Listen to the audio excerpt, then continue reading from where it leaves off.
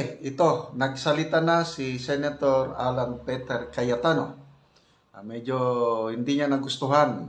Galit siya sa nangyari kay dating Pangulong Rodrigo Roa Duterte.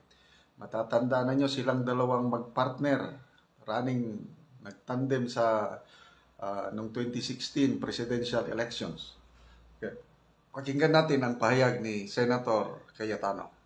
Hindi pwedeng may korte sa ibang bansa, huhulihin mo tapos isasakay mo na lang sa eroplano. So, eto po tanong ko sa inyo.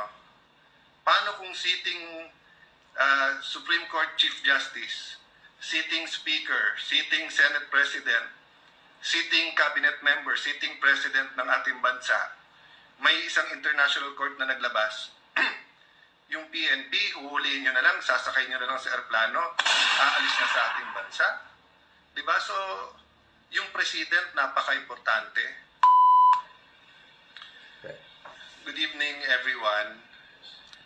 There's so much confusion. Hindi dapat ito. So, kanina, pasensya na po kayo kasi napaka-windy, so baka hindi nyo po narinig yung sinabi ko. As you know, I've been talking about principles and values, trying to be constructive, trying to be supportive sa lahat. But sinabi ko nga kanina na dapat yung legal remedies are available to everyone, and yung due process is available and guaranteed to everyone.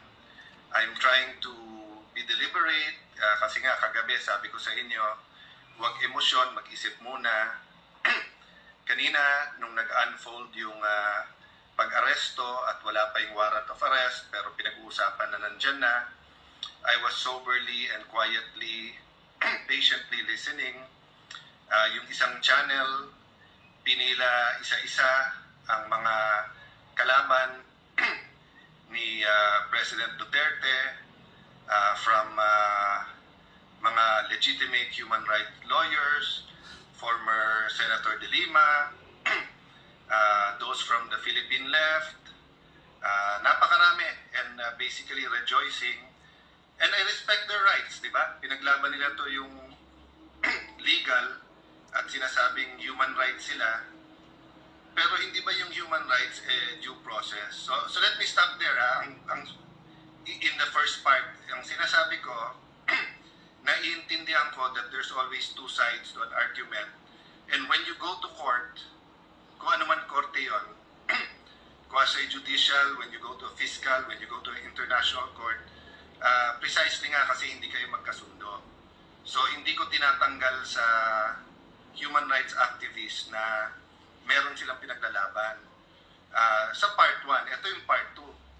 Yung isasakay siya sa aeroplano na may petition siya sa Supreme Court at walang Philippine Court na nagsasabing dapat siyang i-extradite or i-surrender sa Hague. Anong nangyari? Anong nangyari sa inyong mga human rights advocates? No? Hindi ko nilalahat ha. Kayo sa Ateneo Human Rights, alam niyong mahal ko kayo. Part ako niyan.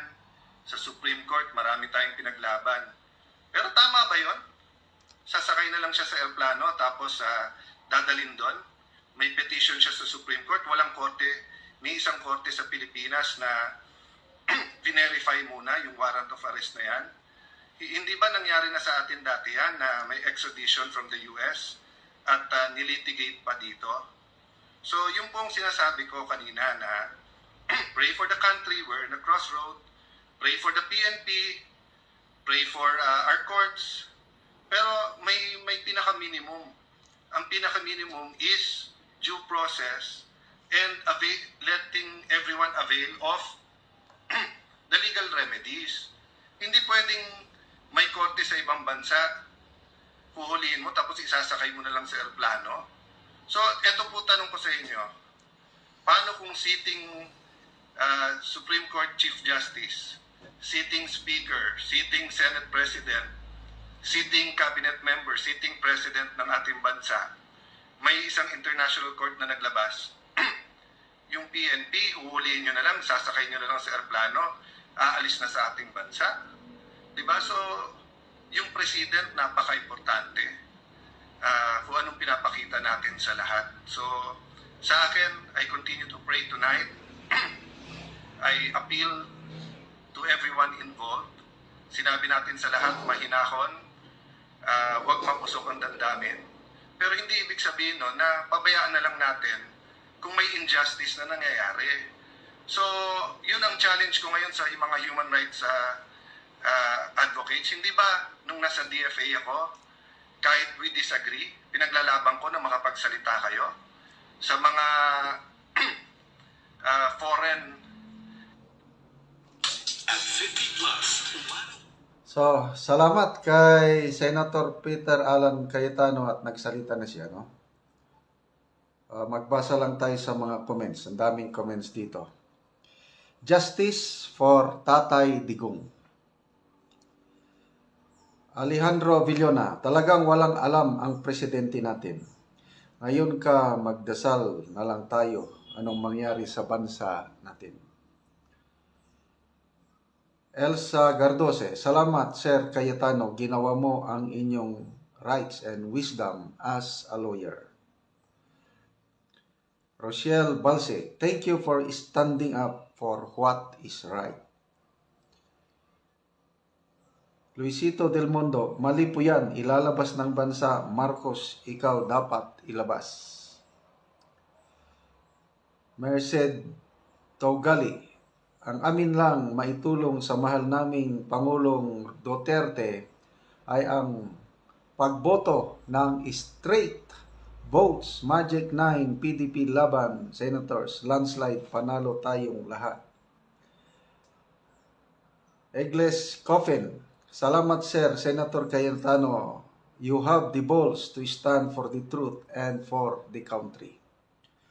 Okay, so salamat mga kaibigan sa palagi niyong panunood sa ating channel. Nakakatulong kayo ng malaki sa Tribong Talandig dahil ang income sa channel na ito, tinutulong natin sa tribo, namimigay tayo ng yero at pako sa tribo para ma-repair ang sira-sira nilang bahay. Panoorin niyo ang video na ito, kabalikat kayo sa pagtulong. Maraming salamat po. Mao na ni ang ikatulong balay nga naagyapon sa Sitio Garden sakop sa Tikalaan Bukidnon. So mag-ayo ko diri sa tag-iya sa balay. Ayo. Dayon. May ngapon. Ay. Oo. Dayon ko sa inyong balay. Isa na siya kanang bulsot. Oo, mao na ni siya. So kuan na gyud nawatos-watos na gyud ang yero. Oo. Mao na ni ang kahimtang sa ilang balay ang yero na gisi na gyud. Oh, luoy gyud kaay sila mag-ulan.